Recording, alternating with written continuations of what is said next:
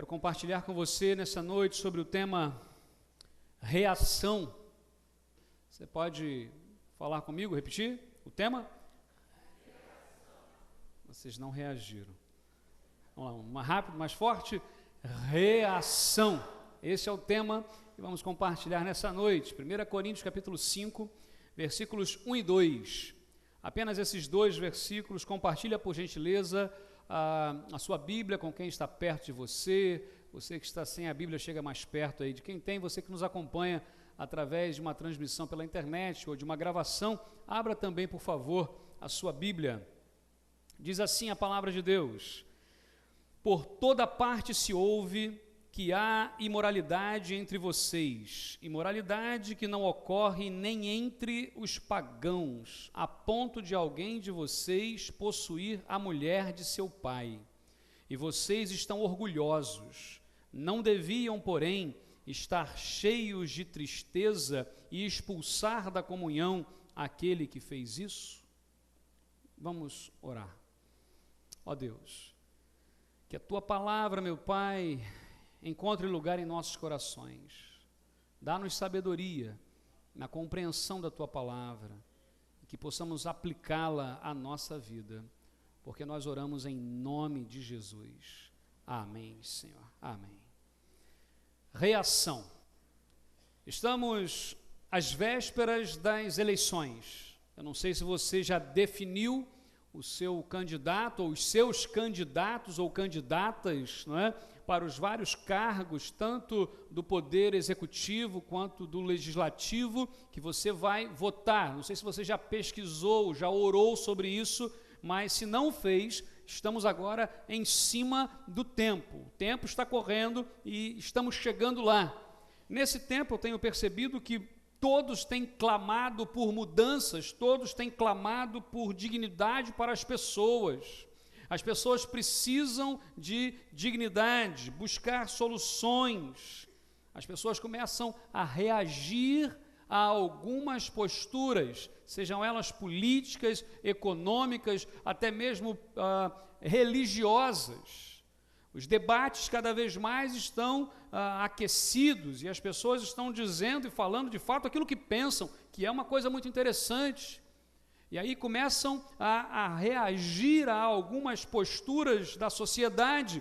Precisamos pensar, precisamos entender que muitas vezes algumas reações que acontecem na sociedade estão desalinhadas àquilo que Deus quer para a vida do país, para a vida da nossa nação.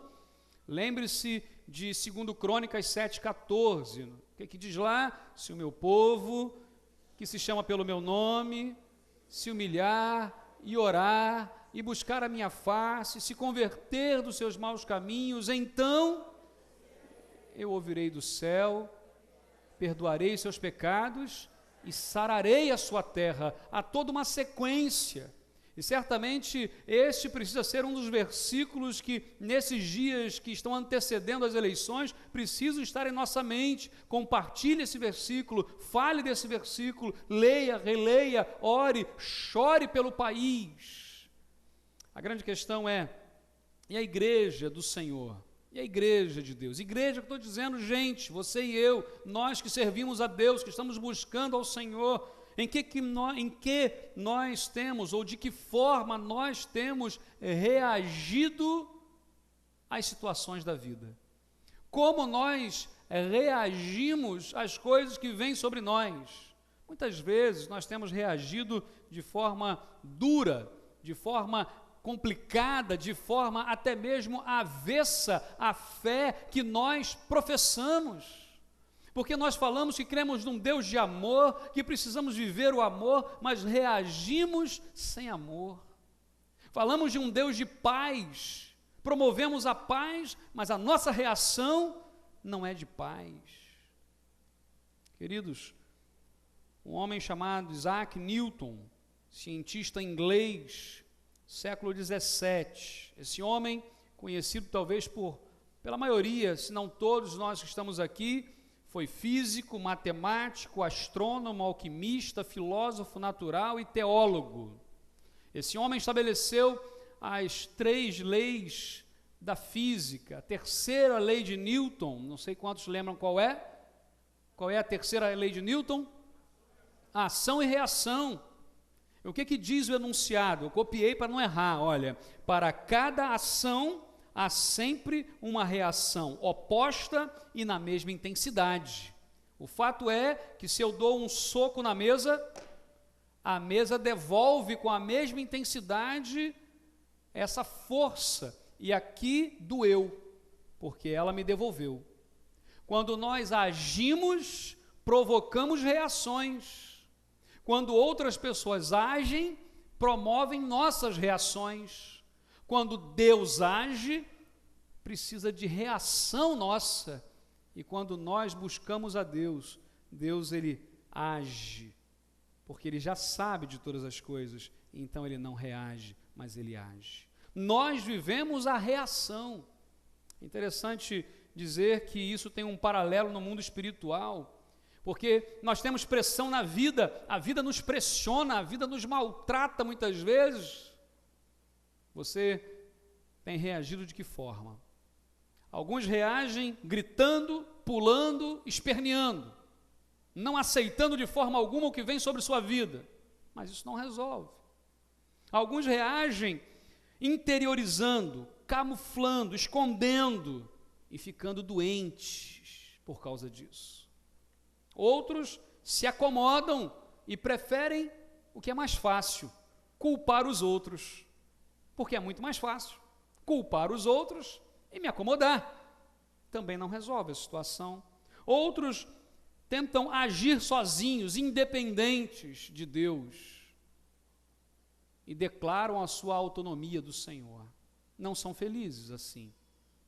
Mas aqueles que de fato creem no poder de Deus, que cantam como nós cantamos, clamando e precisando do agir de Deus em nossa vida, essas pessoas resolvem buscar a Deus para a sua vida. A igreja de Jesus, lá em Corinto, estava sendo passiva, permissiva, com algumas questões práticas, difíceis, e muito no tocante da imoralidade sexual, mas obviamente em outras áreas também.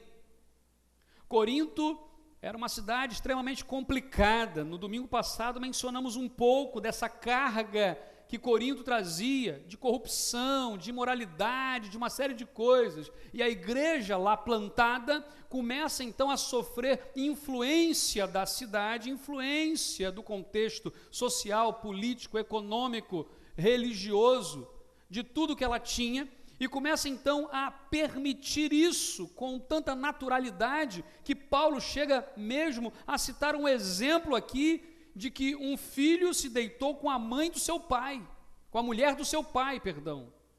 Provavelmente sua madrasta, quero eu pensar, que é tão grave quanto se fosse com a própria mãe. Esse nível de permissividade estava acontecendo dentro de Corinto.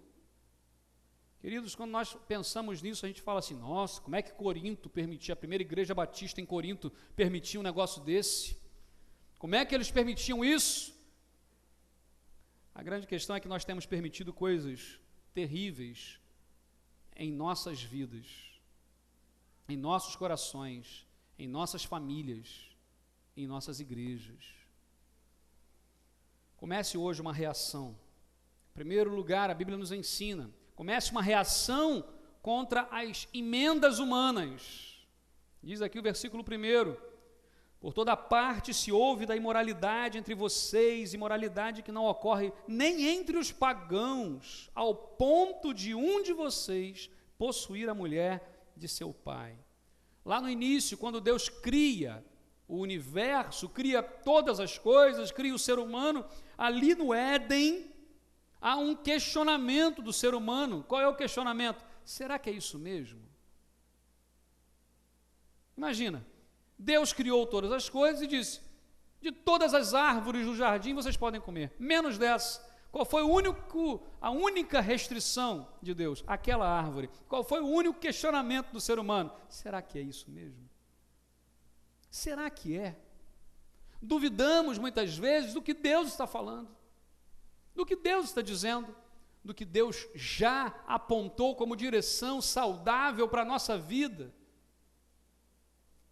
Criamos caminhos alternativos, queremos justificar aquilo que não tem justificativa, queremos negociar, queremos remendar roupas velhas, quando Deus está disposto a nos dar uma roupa nova. Queridos, quantas vezes, eu me lembro de um exemplo de uma irmã, há muitos anos atrás, e eu visitava essa irmã, toda a igreja se comovia com a situação dela, irmã sozinha, já com uma certa idade, com muitos problemas de saúde, o vestido dela tinha remendos, todos faziam mobilização para fazer a vaquinha, né, que a gente fala, para poder dar um remédio. A igreja dava cesta básica. Queridos, isso tem cerca de 15 anos. Um dia, conversando com essa irmã, ela veio muito preocupada, dizer que a outra pessoa que era membro da igreja há muitos anos e que tinha conta corrente com ela, havia falecido e ela precisava então de uma outra pessoa, porque caso ela falecesse, aquele dinheiro ela queria que ficasse para a igreja, porque ela não tinha ninguém. E eu cá comigo, né? Meu Deus, essa irmã deve ter uns R$100 lá na poupança, tadinha. Ela quer deixar os R$100 para a igreja, que bom, que gesto nobre. Quando a irmã me mostrou o extrato, há 15 anos atrás, R$110 mil. Eu disse àquela irmã, a irmã está cometendo pecado. O que está acontecendo é pecado. Porque com esse dinheiro acumulado ao longo da sua vida, a irmã poderia ter uma qualidade de vida muito melhor. Não precisava que a igreja estivesse se mobilizando do jeito que estava para que isso acontecesse. E nós começamos a conversar algumas coisas ali. Remendos. Nem sempre onde se tem remendo, significa que há necessidade. Mas Deus, Ele cria nova criatura. Deus, Ele nos dá roupa nova de vida para vestir.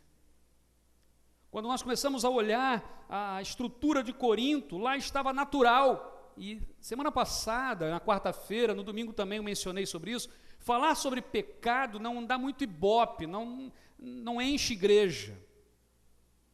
Só que se nós não mencionarmos isso quando estudamos 1 Coríntios, nós não estudamos. Porque não pode ser natural algo que nos mata, que nos afasta de Deus. E denunciar o pecado é papel da igreja, um dos papéis proféticos da igreja é denunciar o pecado, não de julgar o outro, apontando o dedo. Muito melhor é quando a própria palavra nos confronta e nós podemos então tomar atitudes e decisões. Não havia mais reação daquela igreja, a igreja em Corinto não reagia mais às coisas que estavam trazendo ela para baixo, para longe do Senhor. E o convite e o apelo que nós temos hoje é, meu irmão, minha irmã, reaja. Aquilo que não é de Deus para a sua vida, reaja em nome de Jesus. Acorde. Desperta, ó tu que dormes. Porque, na verdade, não podemos nos acostumar com as coisas que não são de Deus. Mas isso é tão fácil acontecer. Havia tentativas de remendar aquilo que já era perfeito. Romanos capítulo 6, versículo 4, que nós lemos e estudamos, diz: assim como Cristo foi ressuscitado dentre os mortos mediante a glória do Pai, também nós vivamos uma nova vida, sem remendos. Reaja, tire os remendos da sua vida e deixa Deus colocar a roupa nova que Ele já preparou para você. Segundo lugar, comece hoje a sua reação contra o descontrole humano. Versículo 2, a primeira parte, a Bíblia diz assim: vocês são orgulhosos. Interessante é que a igreja em Corinto passava por um momento de afastamento de Deus, permissividade com o pecado, ou seja, aquilo que afasta a gente de Deus. Coisas terríveis aconteciam dentro da igreja, pior do que acontecia fora. É óbvio que isso só acontecia em Corinto, nunca mais aconteceu em nenhuma igreja batista. Não é? E quando nós começávamos a olhar aquilo ali, a Bíblia diz que eles não eram orgulhosos, ainda eram cheios de si, dizendo, não, mas nós somos a primeira igreja em Corinto. Inúmeras são as tentativas humanas de obter o controle da vida. E a gente, por vezes, gasta tempo, dinheiro, influência para ter domínio sobre as coisas. Claro, vamos pontuar aqui, há uma ordem de Deus, logo no início da Bíblia, que diz assim, dominai todas as coisas. Mas o dominar todas as coisas que está lá, quem já fez o módulo 1 de treinamento do Haggai, do Instituto do Haggai, sabe o que eu vou dizer. Mandato cultural. Deus disse, dominai sobre todas as coisas, no sentido de você conseguir gerenciar isso, dominar, no sentido de não de impor a sua vontade, mas de entender que Deus está no controle de tudo, de você ser o melhor naquilo que você faz. Se você é uma dona de casa, seja a melhor dona de casa. Se você é um médico, seja o melhor médico. Se é um pedreiro, seja o melhor pedreiro. Se é um músico, o melhor músico. Esse é o mandato cultural, dominai, no sentido de ter excelência naquilo que você faz. O mundo corporativo já pegou essa ideia de excelência, mas o princípio é bíblico. O princípio é bíblico. Agora, o outro lado da moeda, a coisa que não é boa do dominar, é no sentido de dominar a pessoa, de impor senhorio e escravidão. De nós colocarmos o outro como se fosse nossa marionete. Isso não. A Bíblia diz que essas pessoas estavam sendo orgulhosas, autossuficientes. Eu posso, eu resolvo as minhas coisas. E a gente não pode nada, não resolve nada.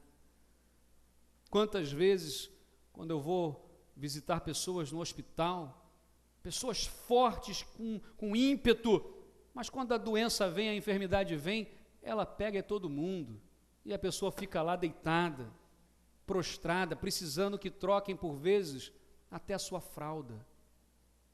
Tamanha a nossa humilhação como seres humanos. A Bíblia diz ali, eles eram orgulhosos. Quantas vezes nós também somos? Eu não estou dizendo aquele orgulho que você tem, por exemplo, fala assim, nossa, tem um orgulho do meu filho, um orgulho da minha mãe, não é? Não é essa a ideia desse orgulho, entre aspas, positivo, bom, não é? Como Deus falou, o Pai falou com o Filho, esse é o meu Filho amado, em quem me comprazo, né? É quase quando eu tenho orgulho de ser pai de Jesus, né? Essa ideia, não é esse orgulho, mas o orgulho ruim, o orgulho que nos faz achar que somos melhores do que os outros, o orgulho que nos faz achar que os outros não são capazes, mas que nós somos melhores. A Bíblia diz que esse orgulho não é bom. A Bíblia diz no Salmo 51, versículos 16 e 17, não te deleitas em sacrifícios, nem te agradas em holocaustos, senão eu os traria. Os sacrifícios que agradam a Deus são um espírito quebrantado, um coração quebrantado e contrito, ó Deus, não desprezarás. É hora de nós reavaliarmos, eu tenho personalidade forte ou eu quero ter um espírito quebrantado? Não estou dizendo para você ser um Maria vai com as outras, no sentido de tudo você fazer conforme o outro quer, não tem personalidade, não é isso, mas de ter um espírito quebrantado por Deus, porque Deus se agrada disso. O descontrole humano ou o controle divino. Terceiro lugar, comece hoje sua reação sendo limpo por Deus. Versículo 2, a parte final diz assim, não deviam, porém, estar cheios de tristeza e expulsar da comunhão aquele que fez isso? Não vamos entrar no mérito da disciplina eclesiástica aqui. Esse versículo daria base para uma ampla discussão sobre a disciplina na igreja. Mas nós queremos aqui pegar um princípio que havia um mal, e o mal precisava ser tirado. Nós estamos e sempre estaremos cercados de toda espécie de mal ou de males neste mundo. Todo o tempo. Em todo tempo nós estaremos cercados, sofrendo influência daqui, de lá. As coisas que nos afastam de Deus são apresentadas para a gente a todo instante. Para a gente se afastar de Deus é um pulo.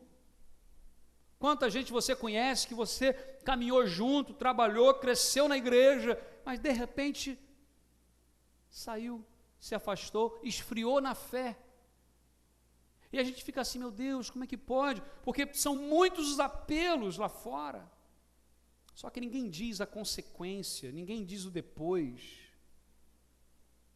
Porque a Bíblia fala sobre isso, que há caminhos que ao homem parecem ser bons, mas o seu fim é a morte.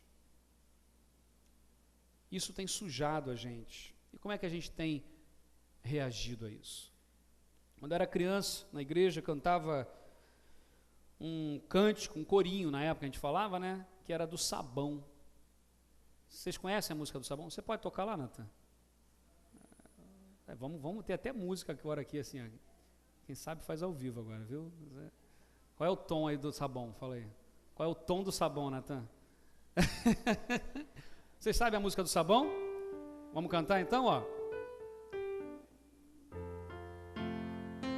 Você que canta, eu só enrola aqui. Sabão, lava meu rostinho, lava meu pezinho, lava minha mão, mas Jesus, pra me deixar limpinho, quer lavar meu coração. Segunda parte, presta atenção. Quando o mal faz uma manchinha, eu sei muito bem quem pode me limpar. É Jesus, eu não escondo nada, tudo Ele pode apagar. Obrigado, Natan. Gente, essa música, ela tem uma teologia maravilhosa. Simples. Quando o mal faz uma manchinha, eu sei muito bem quem pode limpar. É Jesus. Eu não escondo nada. Tudo Ele pode apagar. O problema é que a gente tenta esconder. Está sujo, não está não, Jesus. E esse negócio aqui, não, isso aqui não está não, isso aqui está bom. E no entanto, Jesus está o tempo todo falando com a gente, querendo limpar o nosso coração. Com certeza, Deus, Ele precisa que reajamos. Reagir é necessário. Como nós temos lidado com as nossas questões? Passivos? É normal? Tudo é normal. Tudo é normal. O que é normal? Vamos olhar pelas lentes da Bíblia. Vamos colocar diante de Deus a nossa vida e pedir, Senhor, aqui está. Porque nós precisamos entender que o propósito final desse texto, da disciplina que está nesse texto, é de restauração. A gente tem medo muitas vezes de falar sobre isso, mas se eu não cuidar do meu coração diante de Deus, ele fica sujo. Se eu mesmo tentar limpar o coração, não dá. Eu sei muito bem quem pode me limpar, é Jesus. Esse é um absoluto, não pode ter negociação.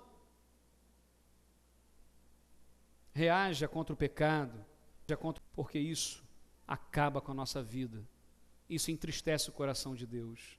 Comece hoje uma reação contra as emendas que a gente tenta fazer na vida, reação contra o descontrole que nós temos da própria vida, descontrole humano, pedir, Deus, controla a minha vida, e reaja para que Deus limpe você, dizendo, eu não quero essa sujeira, Senhor, limpa o meu coração. Que essa seja a mensagem que possamos carregar em nossas vidas, porque sujeiras vão acontecer, em algum momento a gente vai se sujar, não estamos imunes a isso, mas quando acontecer, peça a Deus, Senhor, limpa meu coração, limpa meu coração. Aquele que está com as mãos limpas e o coração puro, esse pode subir à presença de Deus. Eu queria pedir a você nesse momento que fechasse os seus olhos, que colocasse a sua vida agora diante do Senhor. Meu Deus, nós, nessa noite, no meio dessa semana, Pai,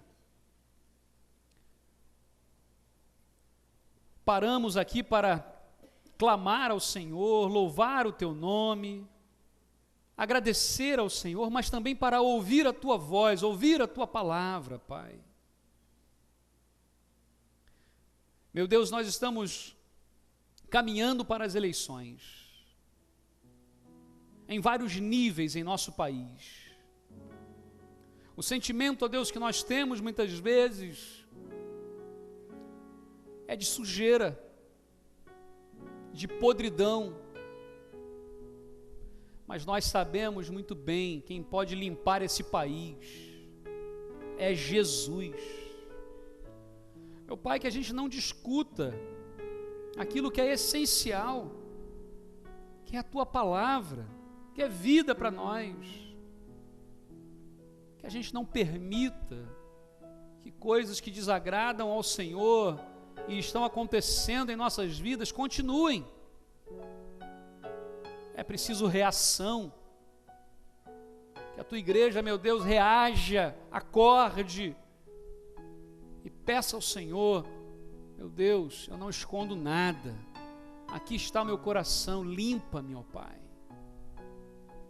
limpa-me, ó Pai. Ó Deus, abençoa a vida daqueles que aqui estão nessa noite, tantos, ó Deus, que fazem esta oração comigo agora, clamando ao Senhor, porque nós não queremos mais fazer emendas na nossa vida, nós não queremos mais ter o descontrole humano, mas nós queremos pedir ao Senhor, limpa nossos corações, Pai, para que tenhamos pureza diante do Senhor, para adorá-lo verdadeiramente, Pai.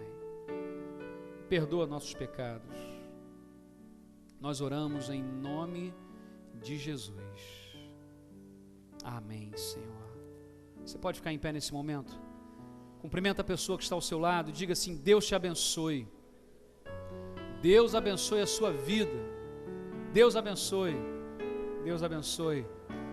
Diga isso com fé, com alegria. O Senhor é aquele que tem cuidado de nós. Que Ele mesmo nos abençoe.